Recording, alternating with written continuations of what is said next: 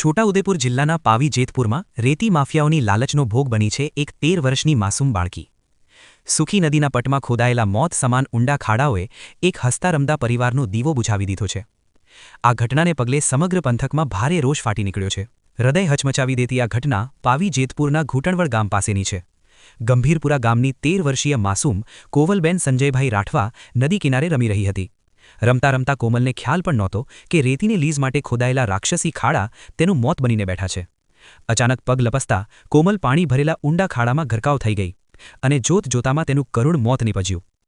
માસૂમ કોમલના મોત બાદ ઘૂંટણવડ અને ગંભીરપુરા ગામના લોકોમાં ભારે આક્રોશ જોવા મળી રહ્યો છે. ગ્રામજનોનો સીધો આક્ષેપ છે કે લીઝ માફિયાઓ દ્વારા નિયમોને નેવે મૂકીને ગેરકાયદેસર રીતે નદીમાં અત્યંત ઊંડા ખાડા કરી દેવામાં આવ્યા છે. તંત્રની રહેમરાહે ચાલતી આ જોખમી કામગીરીએ આજે એક નિર્દોષનો જીવ લીધો છે. લોકોએ પોતાનો આક્રોશ વ્યક્ત કરવા માટે લીઝ પર જવાનો રસ્તો ખોદી નાખ્યો છે અને કાયમી ધોરણે રસ્તો બંધ કરી દીધો છે. અત્યારે સમગ્ર પંથકમાં એક જ માંગ ઉઠી રહી છે કે આ લીઝની તાત્કાલિક માપણી કરવામાં આવે. શું લીઝ માફિયાઓને મંજૂરી કરતાં વધુ ઊંડું ખોદકામ કરવાની પરવાનગી કોણે આપી? ગ્રામજનો માંગ કરી રહ્યા છે કે કોમલના મોત માટે જવાબદાર લીઝ માલિક સામે કાયદેસરની કાર્યવાહી કરવામાં આવે. તો કાઢેલો છે આમાં 12 થી 15 ફૂટ લીઝ દ્વારા ખોદી નાખેલો છે રસ્તો. અંદર લીઝની અંદર રેતી કાઢી નાખેલી છે.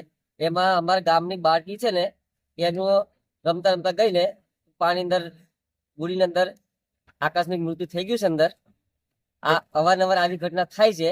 આગળ બી આ બનેલો છે. આગળથી એક બાળકી એક્સપાયર થઈ ગયેલી છે. અમે રસ્તા ના પાડે છે કે આ બધું નહીં કાઢશો અને આટલી બધું ઊંડું કેમ ખોદાણ કરો છો. આમનો નિયમ કેટલો છે એ એમને ખબર. 3 ફૂટનો નિયમ છે એમનો. અને ખોદે છે 12 થી 15 ફૂટ કરી એટલા ઊંડા ખાડા કરી નાખે છે કે તમે વાત નહીં કરો.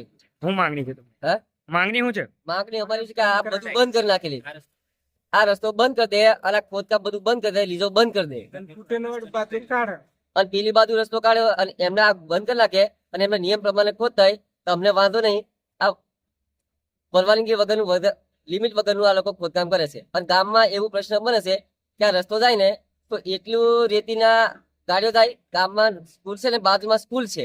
સ્કૂલમાં છોકરા નાના બાળકો જતા હોય તો કોઈ ખટારા કોઈ હાઈવા વાળો બાળકોને એક્સિડન્ટ કરીને જતો રહ્યો તો જવાબદારી કોણ લેશે? બાજુમાં જ છે સ્કૂલ. ના શું નામ? મારું રાકેશભાઈ રાઠવા, ગંભીરપુરા.